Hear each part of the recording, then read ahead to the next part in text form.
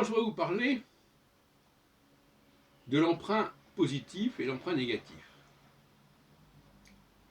L'emprunt positif, c'est quand je me crois obligé d'utiliser telle et telle notion, telle et telle expression, tel et tel objet.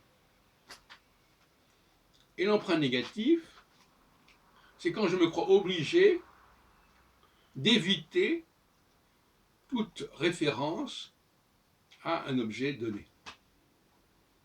Et donc dans un texte, par exemple, nous devons repérer ces deux types d'emprunts. Il y en a un qui est remarquable par sa présence, et l'autre qui est remarquable par son absence.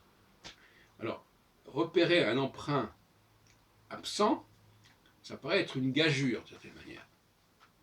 Parce que s'il n'est pas là, comment pourrait-on le repérer? Mais on peut, par processus de comparaison, en se référant à des sources par exemple, on peut s'apercevoir de la disparition de telle ou telle notion, de tel et tel concept, de telle et telle formule. C'est l'intérêt de l'approche comparative. Quant à l'emprunt forcé, l'emprunt contraint, comment peut-on s'en apercevoir si ce n'est en nous apercevant que la présence de telle notion semble inutile. C'est ce qu'on peut appeler le problème de l'interpolation. On se dit, tiens, pourquoi est-ce qu'on a mis ça? Un cas remarquable, c'est dans Exode 3. Exode, livre d'Exode, chapitre 3, où il est question de la présentation de Dieu, de Yahvé. Alors Yahvé se présente à Moïse comme étant le Dieu Elohé en tout cas, Elohé Abraham, Elohé Yitzhak, Elohé Yaakov. Mais tout d'un coup, en cours de route dans le chapitre, apparaît le tétragramme. Mais alors, ça apparaît tellement comme des cheveux sur la soupe que c'est assez flagrant. Puisqu'après, on revient sur la notion de Dieu d'Abraham, d'Isaac et Jacob. Mais il y a une parenthèse, un peu incongrue, où tout d'un coup on nous parle de Yahvé, Yud-He, Vavé, Eye, Asher-Eye, etc. Et c'est ce que j'appelle l'emprunt forcé.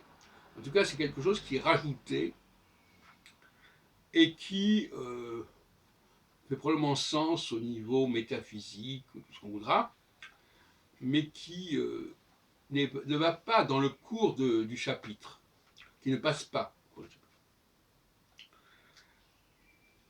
C'est un commentaire sur le mot Yahvé qui est utilisé en permanence, bien avant, puisqu'on le trouve déjà dans la Genèse, etc. Et tout d'un coup, on se croit obligé de nous dire ce que c'est qu'il y avait. Et là, on dit un peu n'importe quoi. Alors, le nombre d'âneries qu'on a pu entendre au propos du tétragramme, c'est absolument sans limite. Et moi-même, j'ai contribué dans ce sens, en proposant notamment de lire Yahou, puisqu'on a Yeshayahu, Isaïe, Eliyahu, Yirmiyahu, Jérémie, et donc cette lecture Yahou, Yud He Vav, me paraît très vraisemblable.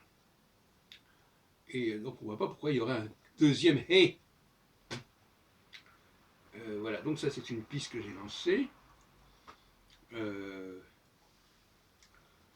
L'autre piste, c'est de considérer que Yahou pouvait comporter un dalet, autant que si on voulait avoir 4 lettres. Yahoud renvoie à Yehuda, à Yehudi, à Judas. Donc quelque part, ça peut quand même se comprendre. Et dans ce cas-là, c'est une autre piste où on voit que le peuple de Yahou, qui est créé vers Yahou, s'appelle Yahoud. Bon.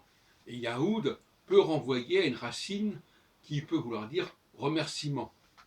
Comme en hébreu moderne, on dit Toda, avec un dalet, pour dire merci. Voilà. Donc voilà des éléments, mais on peut en trouver tant d'autres, sur la notion d'emprunt positif et d'emprunt négatif.